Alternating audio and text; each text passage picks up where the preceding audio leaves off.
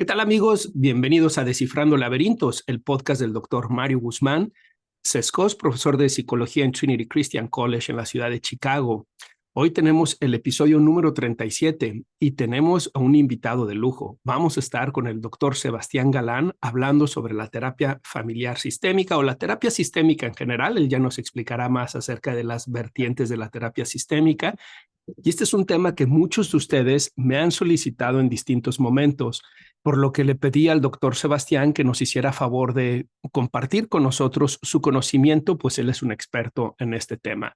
Antes que empecemos este programa, quiero decirles que el doctor Sebastián, pues es, además de un gran colega mío, es un gran amigo y es alguien a quien le tengo una profunda admiración y respeto, tanto por su carrera laboral en el ámbito clínico, en el ámbito académico, en el ámbito de la investigación y la publicación, así como también un gran cariño y una gran admiración por su vida personal. Así que para mí es un honor tener al doctor Sebastián Galán el día de hoy aquí con nosotros.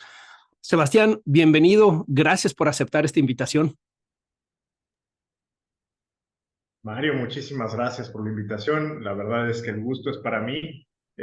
Siempre es un honor compartir contigo y con tu audiencia, tus seguidores.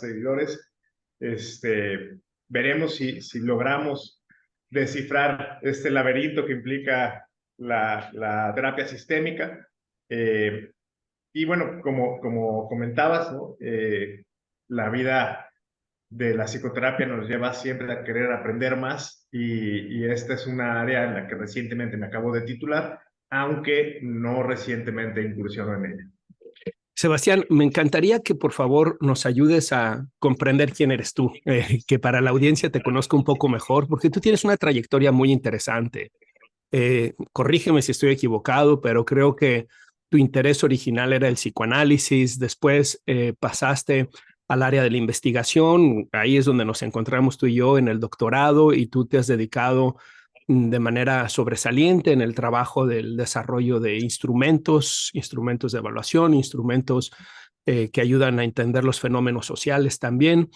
Y después pasas a la parte de la docencia, pero también después vas y haces esta maestría en terapia familiar sistémica. Entonces, si nos puedes platicar un poquito de tu trayectoria, quién eres, a qué te dedicas, cuáles son tus funciones actualmente y cómo es que fuiste haciendo esta transición en distintas áreas de la psicología.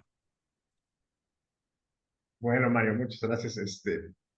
Empezamos quizá antes de estudiar en la prepa, empecé a escribir poesía y a publicar algunas cosas. Y desde ahí siempre me acerqué a la literatura, a la filosofía, al cine, lo cual me aproximó al psicoanálisis en mi propia formación, en mis propios elementos personales, me llevaron a un diván, ¿no? Y también a acercarme a Freud, a Jung, a la interpretación, al análisis, a lo inconsciente. Entonces, terminando la carrera, creo que había hecho 2 diplomados en terapia sistémica, uno con enfoque multidimensional, con perspectiva de género enfocado a violencia y adicciones, y uno en introducción a terapias narrativas.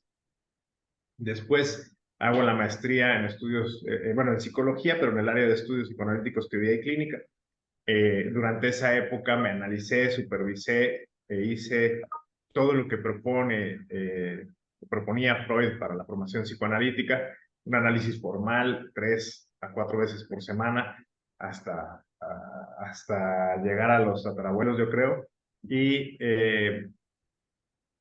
luego de ahí eh, tomo un diplomado de terapia de pareja, algo de manejo de clínicas, de salud enfocadas en psicología, un diplomado también.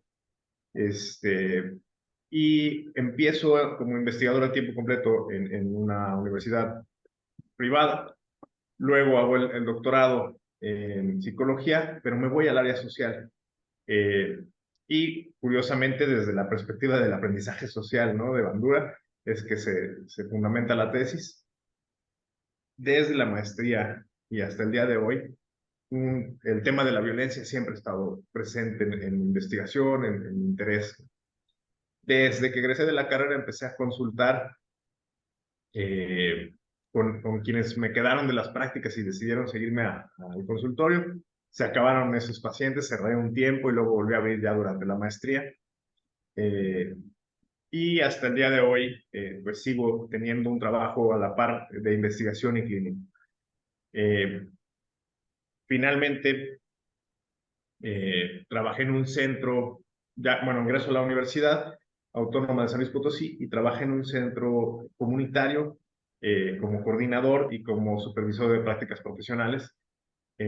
Ahí vimos la importancia de tener una formación, repitiendo la palabra, ¿no? Una formal, que dijera psicoterapia, ¿no? Entonces, planeando un poco en el futuro de posibles posgrados, ingreso a la maestría en psicoterapia sistémica del Instituto Bateson, que también exige supervisión, terapia sistémica, tanto supervisión durante las clases como aparte, que es algo así como 260 horas, nos pedían algo así de supervisión, entre las materias y por fuera. Entonces tenías que demostrar esta supervisión para poder considerarte psicoterapeuta y me titulé, me parece que hace 2 meses, algo así. Pues felicidades por esa titulación. ¿Y puedes platicarnos un poquito de tu trabajo en la universidad? Sé que tienes algunos puestos tanto en la docencia como en la investigación, como en la parte administrativa, si lo tengo claro. Bien, actualmente estoy como jefe de la división de posgrado de la Facultad de Psicología, como consejero maestro y bueno, imparto clases tanto a nivel de licenciatura como maestría y doctorado.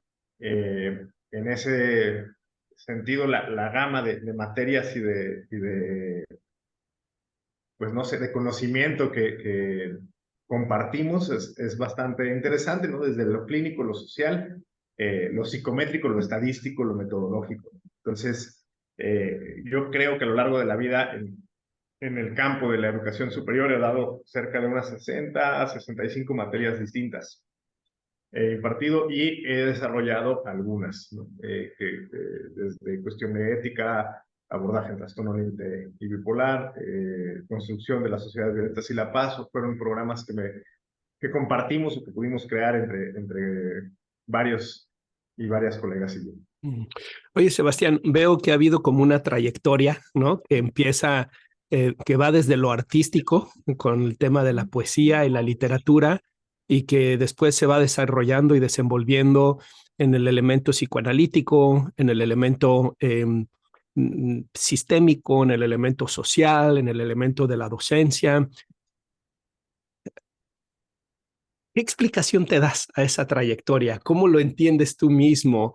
Porque me parece que son elementos eh, que algunos de nuestros colegas suelen verlos como mutuamente excluyentes, pero que a mí me parece que por el contrario, tal vez desde una perspectiva fenomenológica, están hablando de un proceso, de un devenir, de una forma del ser que busca integrar distintos elementos de la experiencia, de la existencia.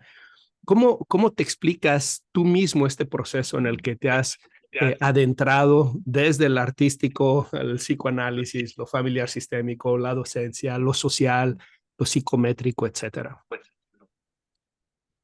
yo lo pienso como un proceso de aprendizaje, es decir, el gusto por aprender te lleva a la literatura, al cine, al diálogo con otras personas y por compartir el aprendizaje, pues te lleva a la docencia.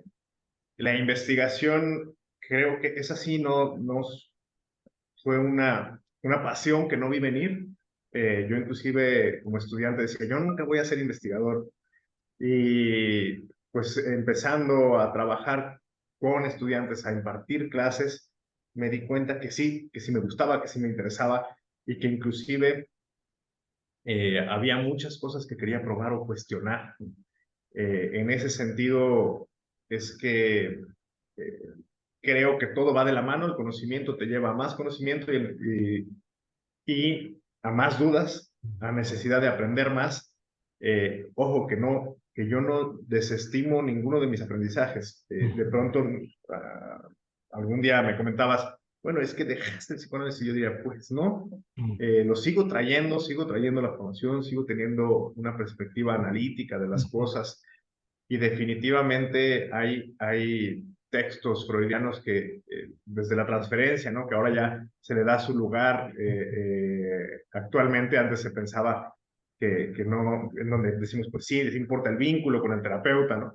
Y hasta recordar, repetir, elaborar, que nos habla mucho de lo que otras corrientes van a llamar el aquí y el ahora, y cómo esto habla mucho de la persona. Creo que hay muchos elementos que al día de hoy me permiten mirar e inclusive formar estudiantes desde un ángulo profundo, por decirlo así. Y entre más aprende uno, pues más vas buscando las formas de generar conocimiento, de compartir conocimiento y de recabar conocimiento, porque nunca, bueno, creo que es un campo, como hemos dicho varias veces, la psicología y la psicoterapia, pues está en proceso, ¿no? Y creo que en algún momento vamos a irnos especializando, como en la medicina, en trastornos o en elementos específicos, desde el mayor saber que se pueda alrededor de, más que ahora que lo hemos hecho como por escuelas. Es muy interesante lo que estás comentando, porque tú y yo hemos tenido conversaciones sobre la importancia de la humildad epistemológica, de entender las limitaciones de nuestras teorías, ¿no? Y cómo cuando uno se adentra a la psicología, cuando uno empieza como estudiante de licenciatura o incluso de maestría, uno identifica un modelo con el que resuena por alguna razón, ¿no? Tal vez por características personales o tal vez por características metodológicas o conceptuales, teóricas, y uno piensa que con eso ha descubierto el hilo negro y que con eso va a poder dar respuestas a todo, ¿no? Yo creo que ese fue también uno de los errores que tuvieron grandes teóricos, como fue el caso de Freud y de Jung, que desde sus teorías trataron de explicar prácticamente todos los aspectos de la vida humana, ¿no? Sin comprender que en realidad son limitadas, que están ofreciendo una posible explicación a fenómenos que encontramos, pero que no pueden explicarlo todo. Y me parece que este proceso del cual tú nos estás hablando habla también como de ese proceso de humildad epistemológica que tú y yo hemos platicado en otros momentos, y de la necesidad de reconocer que nuestra ciencia es limitada, que nuestras teorías son limitadas y que necesitamos estar en una constante actitud de aprendizaje, ¿no? De asumirnos como estudiantes permanentes, ¿no lo crees? Claro, creo que el saber que nuestro saber es limitado, que nuestras capacidades también como personas, y que la misma psicología está en proceso de crecimiento, es clave para poder encontrar nuevas cosas, escuchar nuevas cosas, aprender nuevas cosas, y esto se aplica justo en casi todos los procesos psicoterapéuticos. Muy bien. Bien, Sebastián, pues vamos a hablar sobre el tema de la terapia sistémica, porque varias personas en la audiencia me han estado pidiendo que hable del tema, y tratando de respetar esa humildad epistemológica y ese dicho que dice zapatero a tu zapato, he querido tener primero esta conversación contigo, que tú eres el experto, que podamos dialogar acerca de eso. Como te dije en nuestra conversación telefónica, mi conocimiento de la terapia sistémica es limitado. Sin embargo, también te compartí que hoy me levanté a las 5 de la mañana para ponerme a estudiar y hacer mi tarea, y que pudiéramos tener una conversación un poquito más profunda sobre este modelo que me parece sumamente interesante, que tiene mucho que se le puede rescatar. Y bueno, quiero hacer como un pequeño paréntesis para la audiencia. Quiero recomendarles profundamente este libro. Ya he hablado de este libro en otros episodios, Systems of Psychotherapy, de Prochaska y Norcross. Tal vez la audiencia, los psicólogos recordarán que Prochaska y Norcross son los autores de las etapas del cambio, ¿no? Que promueven este modelo de las etapas de cambio, que nos sugieren que identifiquemos en qué etapa están nuestros pacientes para poder trabajar con ellos, y que se utiliza mucho en el ámbito de las adicciones. Y bueno, este libro es verdaderamente parsimónico, profundo al mismo tiempo, y hace una revisión detallada de cada una de las teorías en psicoterapia, digamos, de las teorías que cuentan con validez de constructo, que cuentan con elementos epistemológicos que son valiosos, etcétera. Y además ofrece una crítica desde los otros modelos acerca de ese modelo en específico que se está estudiando. Entonces vienen algo así como 15 o 17 modelos. Vale mucho la pena que lo compren y creo que van a aprender mucho. Yo hoy lo estaba revisando en la mañana sobre el tema de la terapia sistémica, y honestamente me quedé muy sorprendido de varias cosas, Sebastián. Primero, irlo leyendo y ver cómo resonaba con mi propia experiencia de vida, con mi experiencia con mi familia de origen, con mi experiencia con mi familia constituida, y también ver cómo resonaba con las historias de muchos de mis pacientes. Me llamó mucho la atención estos elementos en donde hace referencia de cómo cuando un individuo empieza a cambiar, el sistema va a buscar sabotear ese cambio, ¿no? En fin, muchos elementos muy interesantes, pero ¿qué te parece que tú nos digas un poquito qué es esto de la terapia sistémica? ¿De dónde viene? Eh, ¿Cuáles son, digamos, los principales postulados de la terapia sistémica? Bueno, epistémicamente inicia con von Bertalanffy, que habla de la teoría de sistemas.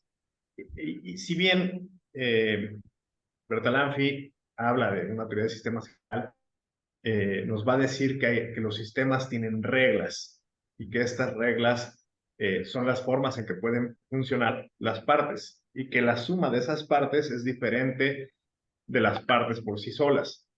Es decir, diríamos, por ejemplo, que un motor no es un auto.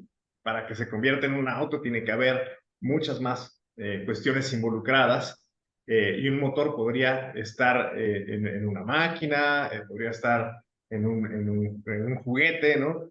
Y depende de el resto de las partes es que se transforma en un todo.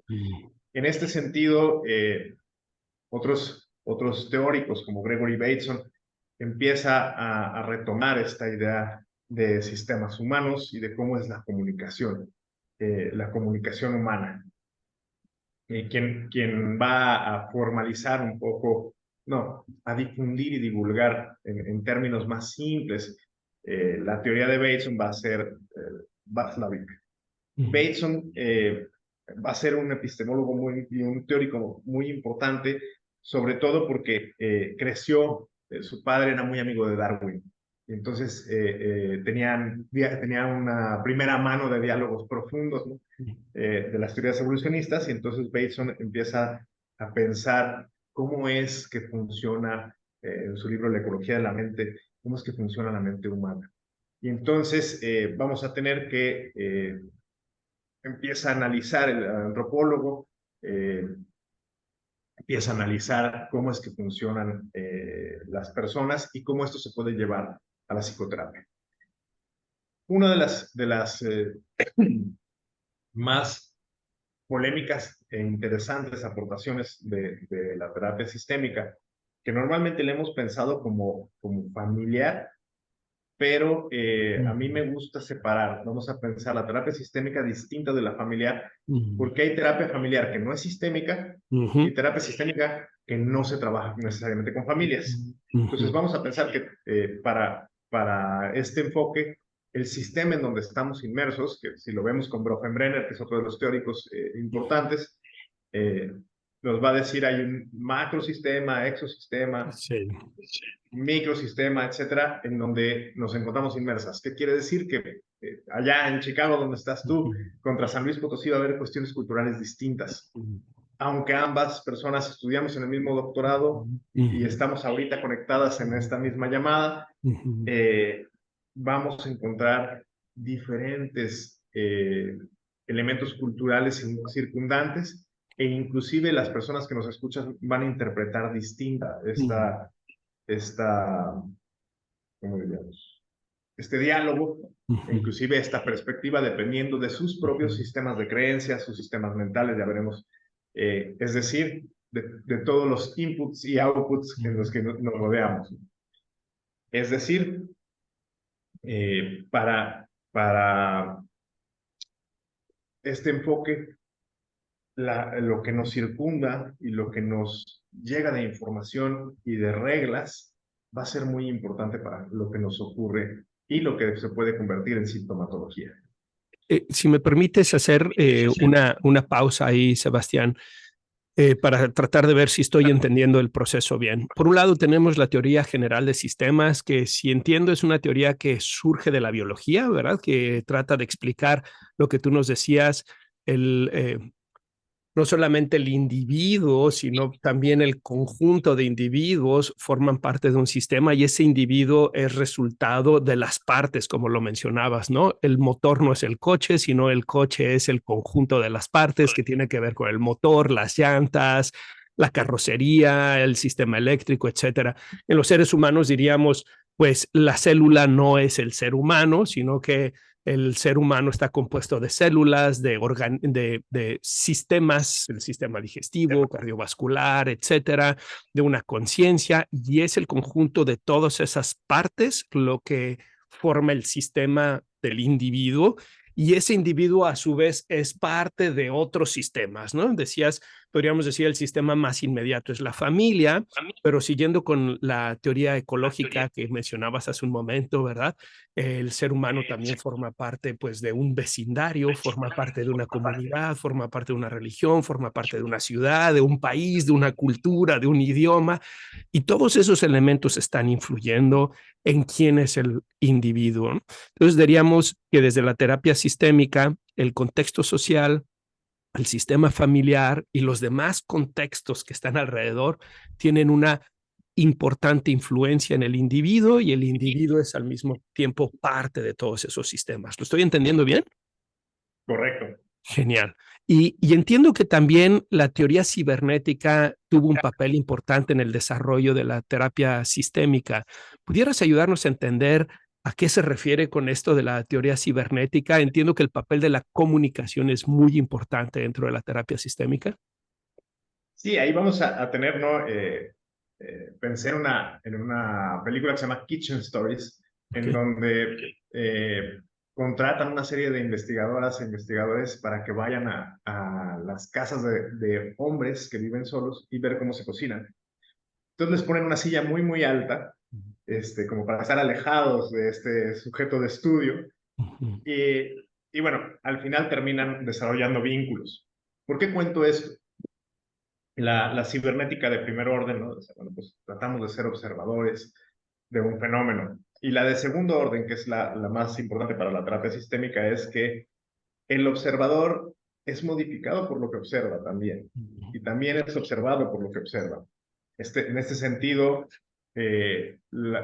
cuando atendemos a alguien, las interacciones también nos afectan y también nuestras interacciones afectan a quienes observamos. Es decir, un poco como esto que nos decía Heisenberg, ¿no? De que si miramos la partícula, no sabemos si estamos viendo su comportamiento completamente natural. En ese sentido, eh, la idea de la comunicación y del vínculo es muy analizado para la terapia sistémica. Bateson, narrado por Václavic, Don Jackson y otras investigadoras, encontraron que en las familias en donde había esquizofrenia o alguna persona con esquizofrenia, bueno, primero nos dicen que normalmente cuando hablamos de psicopatología en una persona, hablamos de una psicopatología que está en el sistema. Esto es muy importante para la terapia sistémica, es decir, no podemos pensar por ejemplo, esto es como muy aceptado en la mayoría de las terapias, no podemos pensar en que alguien de una pareja está bien y la otra persona está mal. Normalmente la pareja está mal. Aquí igual nos dice que encontraron ciertos estilos de comunicación eh, en, en las familias que tenían una persona con esquizofrenia. Un poco heredado de algunos estudios de Lang, que ya mencionaba algunas cosas, empiezan a profundizar en esto y nos dicen que existe una comunicación de doble vínculo. Entonces hay un libro muy bonito que se llama La teoría de la comunicación humana, de Václavic y sus colaboradores, en donde desarrollan la teoría de la comunicación humana, que a diferencia de este modelo de emisor, mensaje, ruido y receptor, dice, en la comunicación humana no es así. Dice, siempre hay una comunicación circular. Si la otra persona no te responde, te está comunicando que no te escuchó o te está comunicando que te está ignorando. En automático, no hay que llegar hasta el receptor para que haya comunicación. Entonces hay varias reglas que rigen esta comunicación humana, que creo que es importante mencionar antes de hablar del doble vínculo. Estas reglas de comunicación nos dicen, primero, es imposible no comunicar. La comunicación es circular y es digital, analógica, conativa y referencial.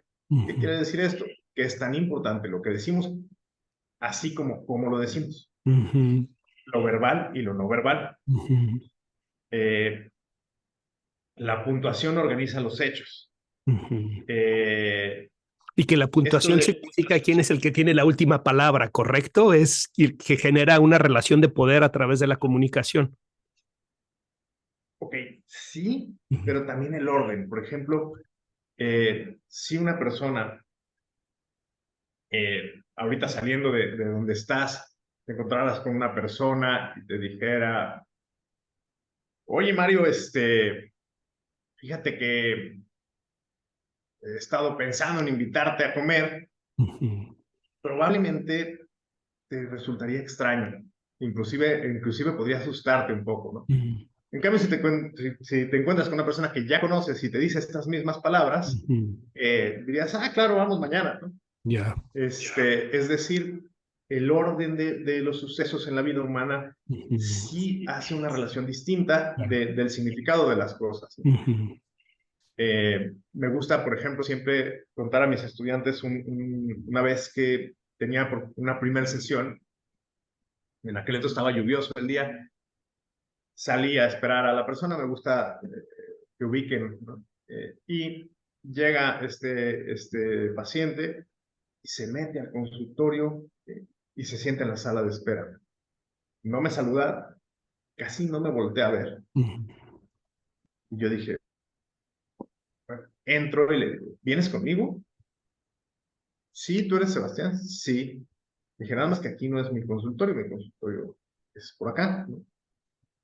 Ahí, sin más, yo ya estaba generando una hipótesis del posible diagnóstico que tenía esta persona, porque en el sistema en el que vivimos, aquí cuando menos en mi ciudad, lo esperado es que te saluden, buenas tardes, te pregunten, tú eres Sebastián, oye, aquí es tu consultorio, aunque obviamente ahí era, el hecho de que no se detuviera y entrara directamente, ya me habla de cierta comunicación y de ciertas formas de interacción que al parecer vienen de otro tipo de reglas, de un sistema con otro tipo de reglas, muy probablemente del estilo del que hablaremos ahora con esta teoría de la comunicación humana. Y nos faltó otra de las reglas de estos axiomas, ¿no? Que es que hay un tipo de relación complementaria o simétrica. Y ahí es donde viene justo lo que comentabas, ¿no? Las jerarquías. Normalmente en las parejas es fácil verlo, ¿no? Cuando se complementan o cuando va la tuya, va la mía, va la tuya, va la mía, empiezan a una escalada, se le llama, hay una competencia en las relaciones. Por tanto, diríamos que también la jerarquía, como decías, es un tema muy importante para lo sistémico y que ahora actualmente nos queda muy claro en la sociedad, ¿no? No es lo mismo que un docente diga una cosa que un estudiante diga la misma cosa. Es decir, vamos a encontrar que las estructuras de poder al interior de la familia y socialmente son muy tomadas en cuenta en este enfoque. Sebastián, me parece que lo que estás comentando sobre el tema de la comunicación es verdaderamente importante porque una de las cosas que nos distingue del resto de los animales es que nosotros hacemos uso del lenguaje. Los demás animales tienen también sistemas de comunicación, pero no necesariamente de lenguaje, ¿no? Los perros ladran, las aves pues cantan, ¿no? Las vacas mugen, pero somos nosotros los únicos animales que hemos desarrollado el lenguaje. Y desde ese sentido, el lenguaje ha resultado siempre fascinante, ¿no? Tanto que, por ejemplo, en las religiones se asocia el tema del lenguaje con Dios, ¿no? Cuando, por ejemplo, en el judaísmo y en el cristianismo dicen que en el principio fue el logos, la palabra, ¿no? Y cómo la creación la explican desde la palabra, ¿no? Y Dios dijo que se haga el cielo y se hizo el cielo, ¿no? Entonces, una de las cosas que yo hablo con mis pacientes, claro, no lo abordo desde la terapia sistémica, lo abordo más desde la perspectiva cognitivo-conductual, pero les hago este énfasis de cómo la comunicación es un proceso tanto creativo como destructivo, ¿no? Cómo a través de nuestras palabras podemos crear vínculos, podemos crear soluciones, podemos crear alternativas, o cómo bien podemos destruir vínculos, podemos generar distanciamiento, podemos generar daño emocional, ¿no? Sin embargo, la forma en como Bateson lo propone me parece muy interesante, sobre todo el primer axioma donde dice, es imposible no comunicar. Y nosotros lo vemos, ¿verdad? Lo estabas comentando ahorita con tu paciente que desde que llegó su expresión corporal te estaba diciendo algo y te ayudó a ti a empezar a elaborar una hipótesis de qué estaba pasando con ese paciente. Recientemente he estado investigando porque voy a dar una ponencia sobre el manejo de las emociones en la terapia cognitivo-conductual y he estado estudiando el tema de las expresiones faciales de las emociones.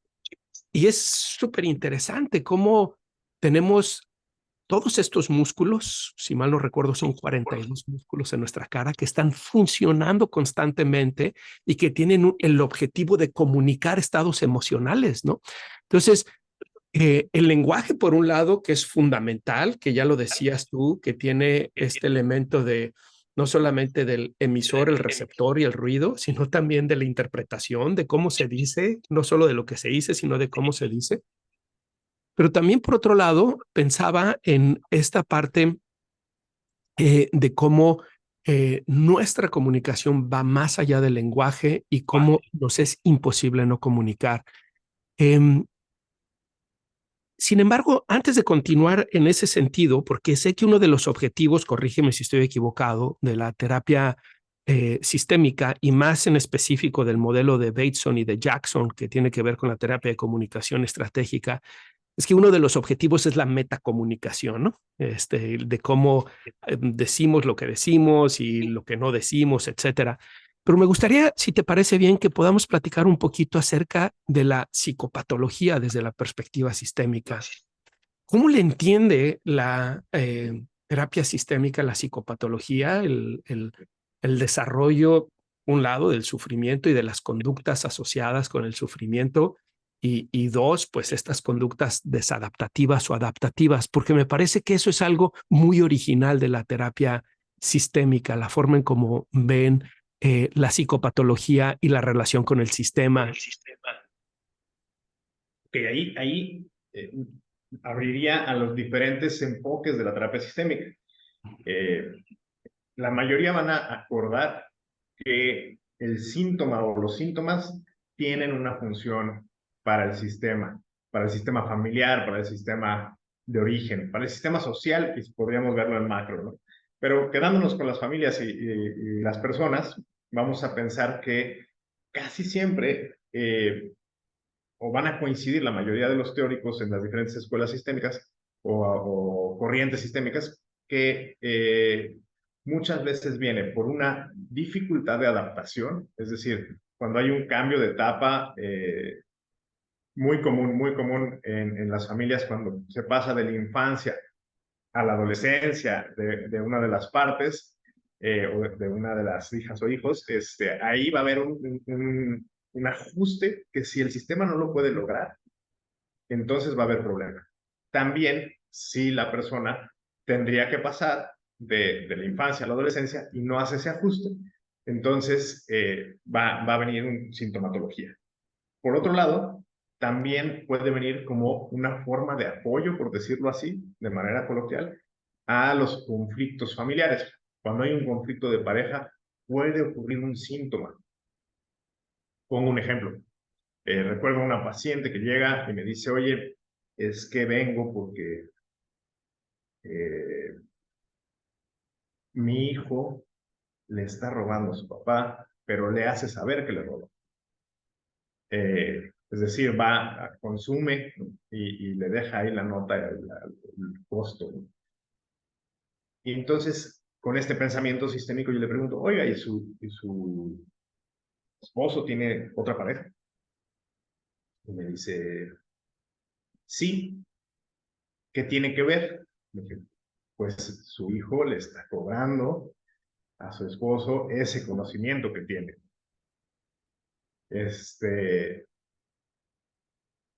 No tienes tu micrófono. Discúlpame, y no Discúlpame, solamente el y no conocimiento, solamente el sino conocimiento, sino... también el sufrimiento que conlleva, ¿no? Claro, claro, porque aunque tenían un acuerdo de pareja, pues ese acuerdo no lo tiene toda la familia, o no estaba enterada toda la familia de ese acuerdo, y no quiere decir que no sea un acuerdo, ¿cómo diríamos? No quiere decir que no sea un acuerdo forzado, por decirlo así. Está otra vez la comunicación, una cosa que digo, bueno, pues sí, prefiero a que nos divorciemos, no es lo mismo a estoy completamente de acuerdo con lo que estás haciendo. Entonces, este es un enfoque inicial. Después vamos a tener diferentes vertientes. Vamos a tener el modelo de Milán, que va de la mano del doble vínculo, y así lo retomamos, en donde dice que la comunicación es parte de lo que genera la patología en el sistema familiar, sobre todo cuando esta comunicación es de doble vínculo, que normalmente nos va a decir es un tipo de comunicación paradójica, en donde nos dicen, por ejemplo, yo quiero mucho a tu padre o a tu madre, pero lo que hago es completamente opuesto.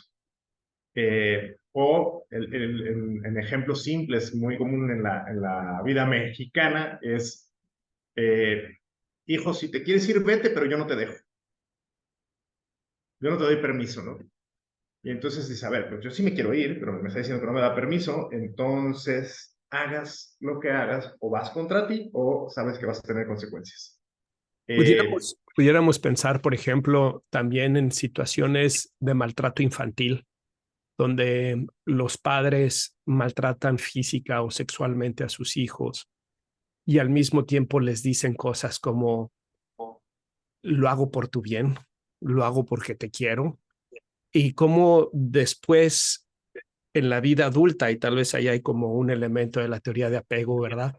Como en la vida adulta buscan parejas con quienes repiten esa misma narrativa, ¿no? Parejas que terminan siendo abusivas y que de alguna manera aprendieron que esa es la forma en la que se experimenta el amor a través del maltrato por este doble vínculo en la comunicación. Más o menos, sí.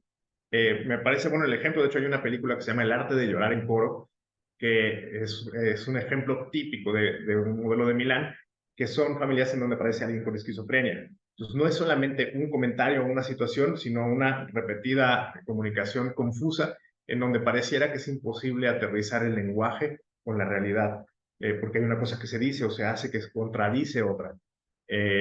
Entonces, sí, en el caso de este tipo de familias en donde también está la celebración, ¿no? Festen se llamó la película, se dice una cosa, pero se hace otra, y de manera constante. En el caso de la celebración empieza con un suicidio, que también tiene que ver con esta imposibilidad para generar un vínculo de apego seguro, como comentabas. Sin embargo, o más bien de la mano de esto está otro enfoque que se llama el enfoque de terapia familiar estructural, que su máximo exponente, Salvador Minuchin, y nos va a decir pues que hay cuestiones que se repiten, pautas que se repiten, patrones que se repiten transgeneracionalmente, y que puede haber estos elementos desde cómo se creó la realidad familiar, y que se sostiene a través de las interacciones. Si vemos una película que se llamó Te doy mis ojos, es muy interesante porque la hija deja al esposo violentador y la madre le dice, hija, así son todos los hombres, como perdónalo, ¿no? Y de alguna manera lo que le está comunicando son las reglas del sistema familiar. Si las mujeres no saben, no pueden estar solas, algo así le dice a la hija, ¿no? Pues está diciendo otra vez, regresa con él, en lugar de decir qué bueno que lo dejaste, ¿no? Interesante lo que mencionas y me hace recordar una conversación que sostenía con un paciente en donde justamente es en el sentido contrario. Su familia política, el suegro es dominante, la mamá es sumisa, pero en su relación de pareja, la esposa, la hija del señor, es la dominante, él es el sumiso, y en una interacción familiar donde ella, digamos, actúa de manera impositiva con él, la suegra voltea y le dice, tranquilo, necesitas tener mucha paciencia. Eso es la clave para mantener el matrimonio, ¿no? Y yo cuando me dijo eso decía, lo que está diciendo es, eso es lo que yo he hecho, ¿no?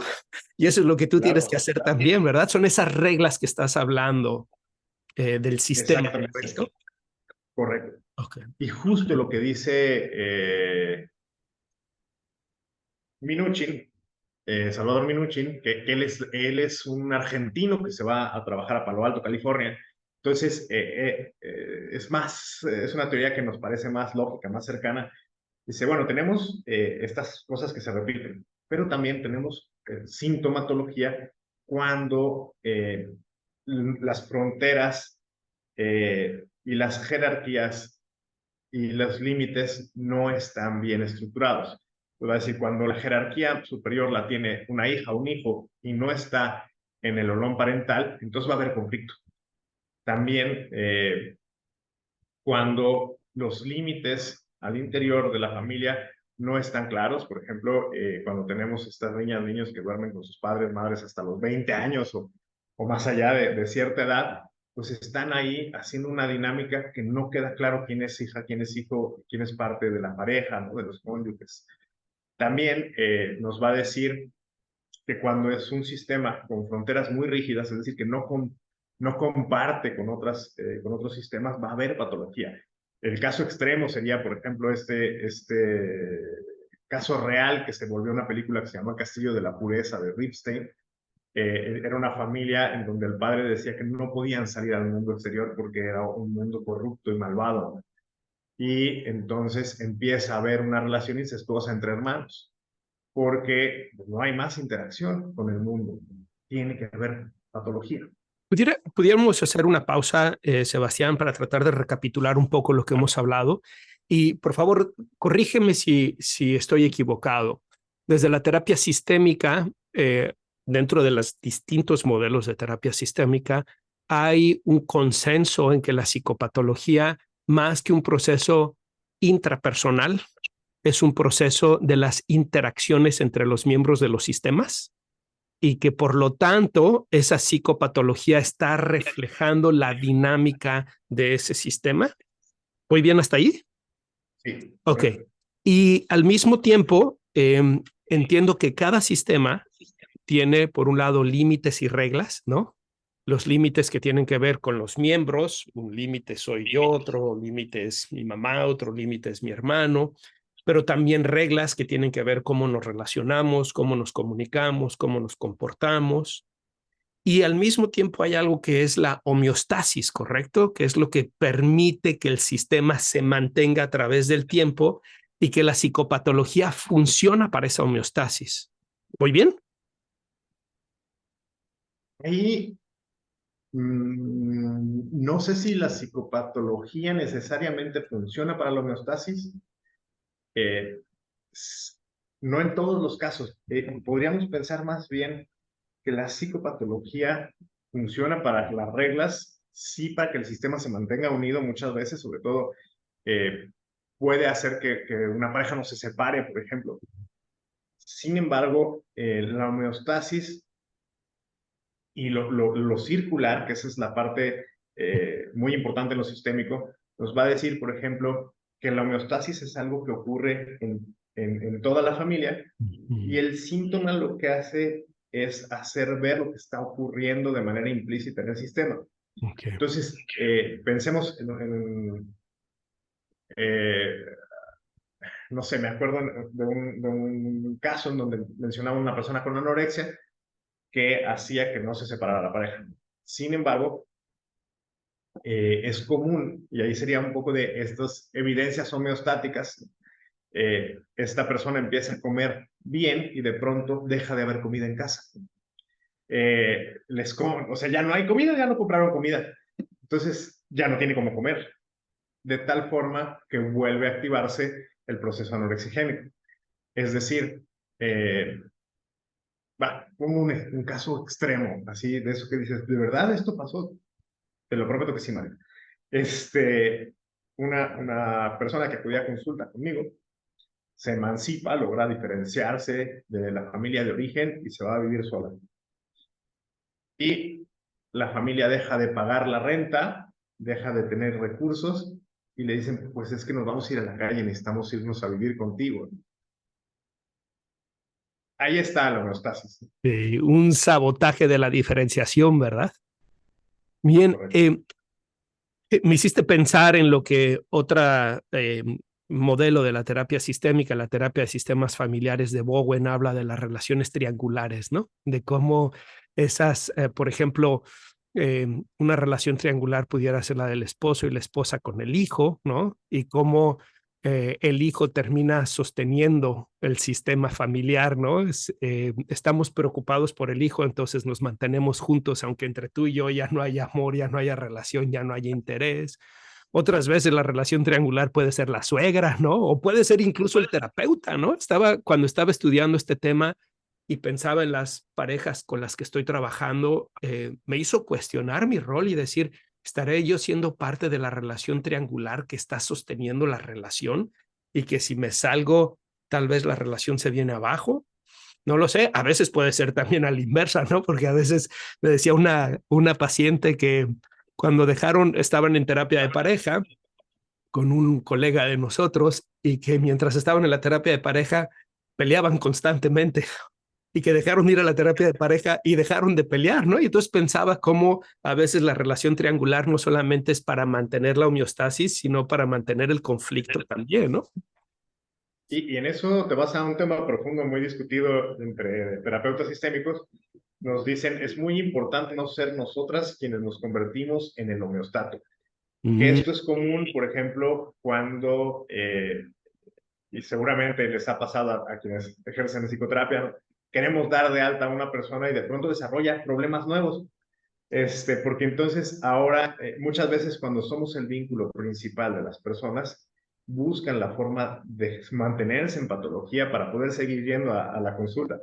Qué interesante lo que mencionas y está viniendo una lista de pacientes a mi mente con quien he tenido esa experiencia, porque tú sabes que uno de los objetivos de la terapia cognitivo-conductual es la autonomía, la independencia terapéutica. Buscamos que no se genere dependencia, a diferencia de otros modelos, ¿no? Que ahorita me gustaría que me platiques un poquito cómo lo concilias tú, porque desde la perspectiva psicoanalítica el objetivo es la dependencia terapéutica para que el paciente pueda proyectar más y se puedan elaborar más elementos inconscientes, al menos desde el psicoanálisis clásico ortodoxo, ¿no? Y una de las experiencias que yo he tenido es lo que estás mencionando tú, que a la hora que busco dar de alta a algunos pacientes, de pronto me dicen, fíjate que tuve un ataque de pánico o fíjate que mi depresión ha incrementado, ¿no? Incluso en la misma cita, Sebastián, que empiezo siempre preguntándoles por sus puntajes de bienestar y me dicen, no, he estado en 8, 9. Y al final de la sesión, cuando estoy hablando de que es momento de empezar a espaciar las sesiones, de dejar el proceso terapéutico, ay, se me olvidó decirte algo, ¿no? Y ¡pum! Y digo, ¿qué está pasando aquí, no?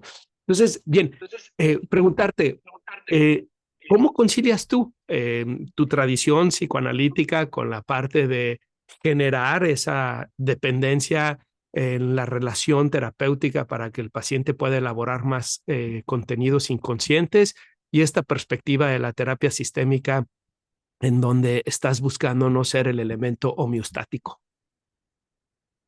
Bueno, ahí quizá vemos distinta la idea psicoanalítica. En realidad, si pensamos hay ciertas, de hecho, de Pablo Urbán es un teórico sistémico psicoanalítico que trata de hacer un puente entre ambas posturas, y vamos a pensar que hay una alianza terapéutica desde lo sistémico, hay un vínculo transferencial desde lo psicoanalítico. En ambos casos, quizá en donde hay cierto puente, es que hay elementos del sistema familiar que se pueden convertir en sintomatología y que desde ambos son escuchados, son mirados. Ejemplo, recuerdo a una persona que tenía ansiedad y muchas ideas de muerte, pero que en su historia personal no había nada. No había nada que yo pudiera encontrar que le diera sentido. Y entonces le pido que pregunte a su madre si había abortado. Y me dijo, creo que no, pues soy la primera, ¿no? Entonces va hacia la fuente de información y le comenta que efectivamente sí. Entonces, ¿a qué voy con esto? Hay una información ahí del sistema familiar que se podría considerar inconsciente. Es lo que se llama el proceso de transmisión multigeneracional. Podríamos decirlo que sí. Y también hay una comunicación en eso no dicho, bueno, algo que me gusta bastante, me parece un tema que algún día me gustaría investigar un poco más, es el secreto familiar. Entonces, los secretos familiares después se pueden convertir en sintomatología para poder denunciar ese secreto familiar.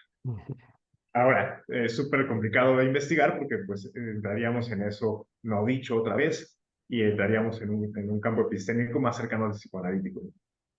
Regresando a muchos elementos sistémicos, inclusive la misma Mara Selvini del modelo de Milán fue primero psicoanalista, Minuchin también. Entonces vamos a encontrar que los vínculos, reglas familiares, lo dicho y lo no dicho, está implícito en la teoría sistémica. Claro, en aquel entonces había como esta búsqueda por separarse del psicoanálisis. Ahora hay una sistémica relacional, ¿no? Y ahí es en donde las teorías de apego nos dicen, bueno, pues claro, no necesariamente es la familia de ahora, puede ser una familia fantasmatizada, pueden ser pautas que se repiten del apego de origen y que se vuelven a establecer con los nuevos vínculos. Por tanto, en términos así muy simples, pues no es nada más lo que pasa aquí y ahora, sino el pasado sí influye en nuestra vida. Entonces ahí ese es uno de los asuntos, junto con la cuestión del vínculo, que se puede ver en la terapia. Nos falta un enfoque de los más famosos, hay más enfoques en la terapia sistémica, pero es el estratégico. Y en el estratégico se busca generar cambios sin necesariamente explicar a la familia por qué se están haciendo, ¿no? Desde elementos de actuación, ¿no? Por ejemplo, pedir que actúen en la consulta el síntoma o lo que hace la familia, o a veces algunas tareas le llaman ordalías, para contrarrestar el síntoma o la prescripción del síntoma. Yo tengo mis dudas personalmente sobre la prescripción del síntoma, sobre si esto podría ocurrir en Estados Unidos, ¿no? Porque prescribir el síntoma pues, sería llevar más patología, ¿no? Pero cuando lo estaba leyendo, lo veía un poco como la intención paradójica de Viktor Frankl, ¿no? Tienes miedo a hacer el ridículo, ve y haz el ridículo, ¿no? Y vamos a ver qué pasa, si realmente fue tan grave como tú lo estabas pensando o no. ¿Es un poco así? Sí, esa es la idea. Justamente el modelo estratégico y Mara Selvini, de hecho Mara Selvini tiene un libro que se llama Paradoja y Contraparadoja, que de hecho es una forma de intervenir en estos modelos de Milán, que son las familias con alguna persona con psicosis, en donde se explicitan las reglas del juego y se hace una intervención con connotación positiva, que se vuelve paradójica porque en lugar de decir están mal, se les dice que lo hacen muy bien, pero revelando lo que está de fondo en la dinámica familiar. Entonces, sí es una intención paradójica. La intención no es, obviamente, que cumplan la prescripción. Sin embargo, y sí, y entonces dice, tienes que hacer un diagnóstico muy profundo para poder realmente determinar si Sí, lo que eso. vas a hacer es aplicar más o no. Eh, Otra de las y hay, técnicas que me llamó la atención fue el reductio ad absurdum, ¿no? Esta que me recordó mucho la de catastrofización que utilizamos en la terapia cognitivo-conductual, ¿no? Y cuando llega y dice, es que es terrible lo que está pasando, ¿no? Y que el terapeuta voltea y dice, ay, sí, es una tragedia, ¿cómo es posible que tu hija no te haya hablado en 2 días? Y entonces el paciente termina dándose cuenta, bueno, no es tan grave como lo estoy poniendo, ¿no?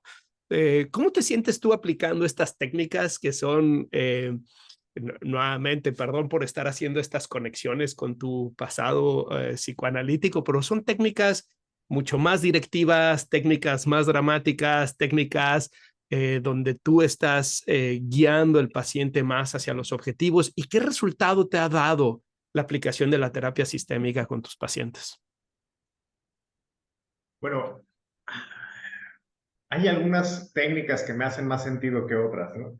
El reencuadre, la resignificación en ambas formaciones podrían ser equiparables, ¿no? La reestructuración cognitiva, creo que es algo que en todos los enfoques también aparece, ¿no? Darle otro significado. Eh, Creo que, como decía, si pensamos en un psicoanálisis ortodoxo, pues sí estamos alejados, pero si pensamos en una psicoterapia psicoanalítica, es mucho más de intervención, eh, inclusive Sobre todo las terapias psicoanalíticas breves, ¿verdad?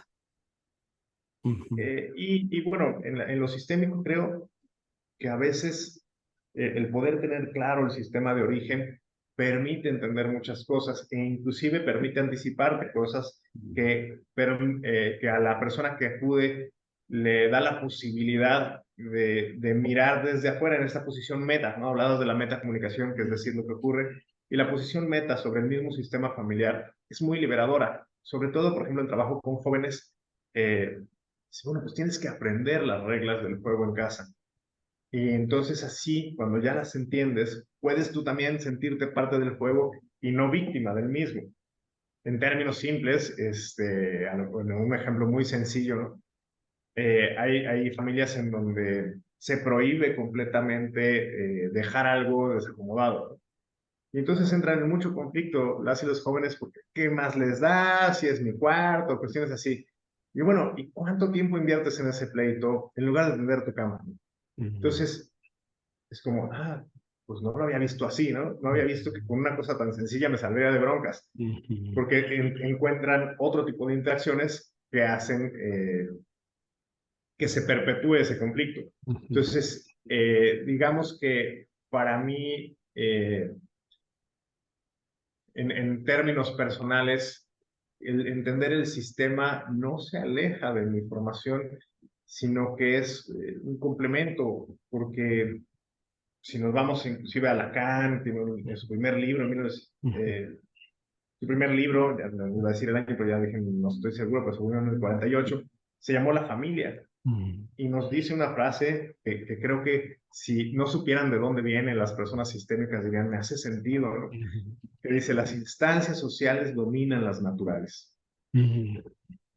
Es decir, Un poco la tesis también de Eric Fromm, ¿no? Cuando él hablaba sobre cómo el sistema social tiene una influencia en el desarrollo psicológico del individuo. Pero es que hay un elemento que me parece, eh, empezamos hablando este episodio sobre la humildad epistemológica y creo que dentro de esa humildad epistemológica tenemos que hablar también sobre las convergencias, ¿verdad? Las no coincidencias, sino convergencias o elementos en común que comparten las distintas teorías y teóricos, ¿no?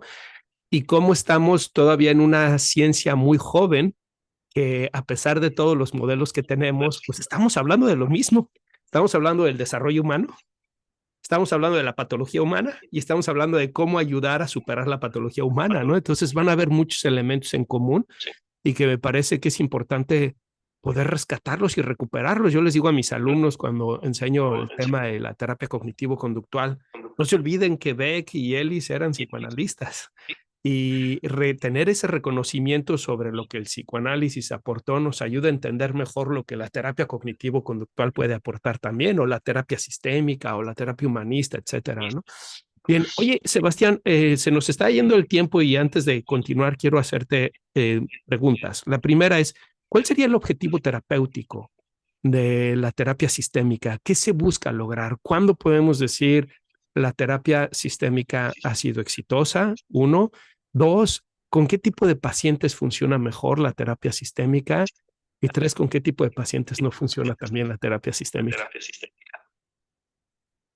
Ok, ahí la meta terapéutica es algo que se construye en conjunto, es decir, no hay una, dependiendo también del enfoque, volvemos a, por ejemplo, nos faltó el narrativo, ¿no? Pero en el narrativo el problema es el problema y solucionar el problema es la finalidad. Eh, y no está en la persona. En el enfoque estructural sería regresar las jerarquías, las fronteras y los límites al orden, y entonces esperaría que con eso la sintomatología desaparezca. En el enfoque de Milán, lo que se busca es permitir que la persona se deslinde de la triangulación en la que está, triangulación desconfirmadora le llaman, en la que está atrapado con la relación de muchas veces de la pareja, ¿no? O de algunos elementos familiares que tienen ahí atrapado en un triángulo perverso, va a decir Haley. En la breve estratégica es desaparecer el síntoma. Entonces, dependiendo de las diferentes vertientes de la terapia sistémica, el objetivo va a ser distinto. Una buena terapia sistémica pues tendría que ver con estos elementos. Eh, y, y se me fue la tercera. ¿Cuál era la tercera pregunta? ¿Con qué pacientes funciona bien? ¿Con qué pacientes no funciona bien? Ok, yo diría, dependiendo también de estas vertientes, pero se ha demostrado que en abordaje en adicciones, en trastornos de la alimentación, la terapia familiar sistémica funciona bastante bien, tiene una buena efectividad. Eh, y yo diría, por ejemplo, que la terapia narrativa con niñas y niños es maravillosa, en pareja también puede funcionar muy bien. Esta es una terapia posmoderna que ya no nos ajustó el tiempo para hablar tanto de ella, pero eh, creo que la terapia estructural también funciona bastante bien en familias en donde no es modelo de Milán, es decir, cuando no hay psicopatología grave. Y creo que a veces lo complicado de este enfoque es que, y esto lo decimos mucho, por ejemplo, en terapia de pareja, es que no va sobre no sé, por ejemplo, en una pareja les decimos, ustedes se van a ir mejor ya sea juntos o separados. No hay una pretensión de desaparecer eh, la, la, o de hacer pasar como en esta cuestión positiva, no sé, entre comillas, le vamos a hacer como que no pasó nada, sino que puede ser más bien que la forma en que interactúan estas dos personas se mejore. Entonces, digamos que tiene que haber un cambio de interacciones y de comunicación. Incluso Václavic nos va a hablar de un cambio uno y cambio 2 y nos va a decir que el cambio uno es que la persona se vaya contenta. El cambio 2 es que vaya cambiando las formas de relación. Entonces, de estructura, de profundo, ¿no? En este sentido, yo diría que esa es la respuesta, ¿no? La terapia sistémica que funciona bien tiene que ir a un cambio 2, a un cambio de raíz. Y yo creo que sus diferentes vertientes pues permiten abordar diferentes patologías. Sin embargo, creo que cuando se trata no sé, de patología grave, no solamente se tiene que ver en familia, sí, pero pensaría que también hay un acompañamiento que tiene que ser multidisciplinar. Cuando se trabaja, por ejemplo, con adultos latinoamericanos. Creo que las terapias postmodernas, como la terapia narrativa, pueden estar limitadas, ya que se considera que la persona es la experta en su vida, y si bien con niñas, con niños funciona perfecto, con adultos a veces puede requerir de echar mano de otras herramientas. Y bueno, a mi parecer, en la terapia con familias, en México al menos, tiene una limitación muy grande, y es que la mayoría de los padres no se involucran en la terapia familiar. Estas ideas de no necesito que nadie me ayude, o no sé, hacen que en particular la idea de ver a toda la familia O de ver al no hijo sea tan como un posible. coche, o de ver al hijo como un coche que no funciona y se lo llevo al mecánico para que lo repare, ¿no? Fíjate que quiero cerrar con eso, Sebastián, si me lo permites. Una de las dudas que me surgió a mí al estar estudiando la terapia sistémica fue ¿en dónde está la responsabilidad individual? ¿En dónde está la responsabilidad del sistema? La terapia cognitivo-conductual hace mucho énfasis al individuo y que son las cogniciones del individuo y las conductas del individuo las que pueden ser el problema, pero la terapia familiar, la terapia sistémica hace mucho énfasis en que es el sistema el que está, o la patología del individuo está reflejando las disfunciones o la dinámica inapropiada del sistema y por lo tanto, cambiando al individuo se cambia el sistema, cambiando al sistema se cambia el individuo. ¿Dónde está digamos, la responsabilidad individual, la responsabilidad colectiva? ¿Hasta qué punto tendríamos nosotros que ver la propuesta de la terapia sistémica como una forma de quitarle responsabilidad al individuo y culpar al sistema? ¿O hasta qué punto deberíamos de verlo como una invitación de tener ambas en mente? ¿Qué piensas? ¿Qué piensas de lo que te estoy diciendo? Esa es la duda que a mí me surgió en la lectura. Ok, está muy interesante lo que dices. Yo pensaría que ese es uno de los riesgos que puede ocurrir, ¿no? En una terapia. Sin embargo, cuando menos desde la perspectiva estructural, justo lo que hace es regresarle la responsabilidad a cada una de las personas. Ejemplo, Minuchin tenía un paciente de 8 años, va a la familia, va reprobando cuarto de primaria o algo así.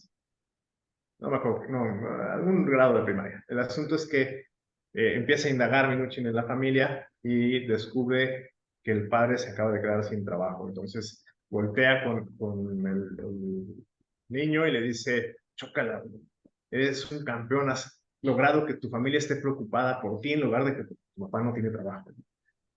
Entonces ahí lo que hace ver es cómo hay una dinámica en donde involucraron a este niño en el conflicto de adultos. Entonces la idea es que cada quien tome lo que le corresponde, y en este sentido Minuchin es muy enfático, lo dice así, ¿no? Oiga señora, qué interesante, yo le pregunté a su hija y contestó usted, ¿siempre te roba tu palabra? Este, entonces le voy a preguntar a su hija, cuando le quiere preguntar a usted, hace estos como intervenciones de regresar a cada quien lo que le toca. Y de hecho, si bien es un riesgo, no es la finalidad quitar la responsabilidad de la persona, sino más bien hacer ver cómo se ha involucrado en otras responsabilidades que no le corresponden o cómo se le ha involucrado en una dinámica. ¿Será lo que Bowen en la terapia de sistemas familiares habla de la autonomía respondiendo desde el yo y no desde el nosotros? Lo que llama el yo responsable. Yo pienso esto, yo creo esto, yo considero esto, sabiendo incluso que eso puede ponerlo en riesgo con el sistema, porque el sistema va a decir, no, ¿cómo? ¿Cómo te atreves a pensar eso? ¿No? Y él termina diciendo, se requiere de un gran coraje, una gran valentía para poder ser yo en medio del nosotros, ¿no? Claro, claro. Y de hecho, pensando, por ejemplo, en la dificultad también de atender familias, a veces se estila tener un equipo de trabajo detrás o un coterapeuta, una coterapeuta, eh, porque si no te come el sistema y entonces pierdes margen de maniobra, sobre todo cuando son familias grandes y es todo un tema, esa diferenciación del mismo terapeuta del sistema al que está atendiendo y de cada una de las partes, que como decías, Bowen apuesta a esta diferenciación como un elemento clave para convertirnos en adultas, en personas. Bueno, pues Sebastián, quiero darte las gracias por este espacio en el que hemos reflexionado sobre tu experiencia desde la terapia sistémica. También nos has dejado conocer tu trayectoria y cómo en ese devenir has ido descubriendo que el saber te lleva a saber más, ¿no? Cómo el conocer te lleva a darte cuenta de que hay más por conocer. Y este desarrollo de la terapia sistémica, sus alcances, los principios que hemos visto, los pacientes con los que funciona bien, también algunas de sus limitaciones. Te agradezco mucho la oportunidad de haber dialogado contigo. Además, decirles a la audiencia que Sebastián, José Luis Calderón y yo estamos desarrollando proyectos de investigación y también un proyecto de educación continua que va a ser muy interesante, que espero pronto les podamos dar más información para que se mantengan al tanto, en donde estamos pensando ofrecer talleres, cursos para nuestros colegas y que puedan profundizar más en los distintos modelos. Y seguramente el doctor Sebastián Galán nos ayudará a entender más el modelo sistémico cuando podamos darles ya esa noticia de que vamos a tener ese instituto de educación continua, que estamos trabajando en eso. Bueno, Sebastián, antes de despedirnos, ¿algo más que tú quisieras decir? Bueno, pues nada más me quedé con un elemento que quisiera compartirles, ¿no? Que desde la teoría de la comunicación, la descalificación y la desconfirmación son elementos también clave para desarrollar patología. Ya podrán buscar ustedes en YouTube esto, pero para fines prácticos, la forma en que se nos dirigió la comunicación familiar también construye quiénes somos. Entonces, ese fue el último que dije, me faltó decir, ya con eso.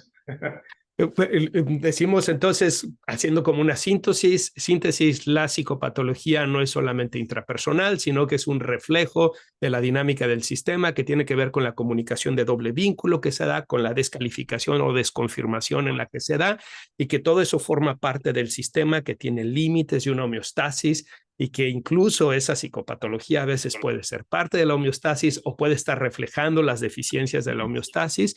Y podemos también concluir diciendo que, perdón, esto es algo que me pareció muy interesante de Minucci y que lo he visto con muchos pacientes, en donde él decía, los logros de la terapia individual tienden a desaparecer al reintegrarse en las familias. Cuando él estaba trabajando con chicos en situación de cárcel o chicos en situación institucional, ¿no? Y esto es algo que yo he visto mucho en mis pacientes también, Sebastián, cuando, por ejemplo, los papás mandan al hijo a una academia militar un año porque ya no saben qué hacer con él, y el chico regresa con decoraciones, habiendo tenido un año extraordinario, y a los 2 meses vuelve la misma problemática. Y me parece que justo la terapia sistémica nos está hablando de eso. No es solo el individuo, no es solo la familia, es la combinación de ambos que tenemos que atender, ¿correcto? Correcto. Muy bien. Pues muchas gracias nuevamente, Sebastián, por este espacio. Ha sido un gusto platicar contigo. Igualmente, Mario, muchísimas gracias por la invitación.